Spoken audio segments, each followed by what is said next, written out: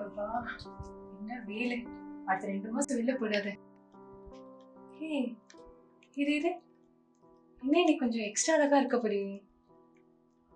அடியே ராஜி, எம்மா அழகே இந்த ஸ்கார்ஃப்ல மறைச்சு வச்சிருக்கேடி.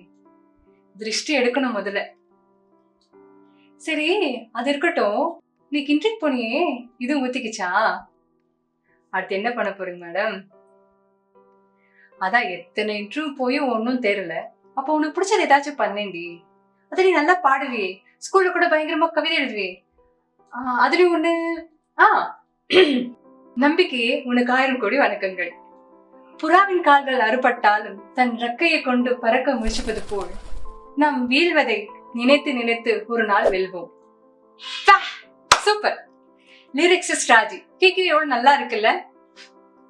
அதை விட்டுட்டு இவங்க சொன்னாங்க அவங்க பேசினாங்கன்னு உன்னை நீயே டிப்ரெஸ் பண்ணிக்கிற பாரு.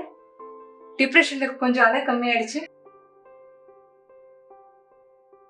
இத பாரு ராஜி, யாரோ ஒருத்தர் கதையில ஹீரோயினா வாழ்றதுக்கு என் கதையில நான் ஹீரோ.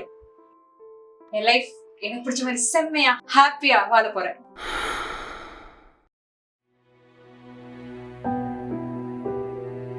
எம்மா அழகே இந்த ஸ்கார்ஃப்லயே மறைச்சு வச்சிருக்கேன்.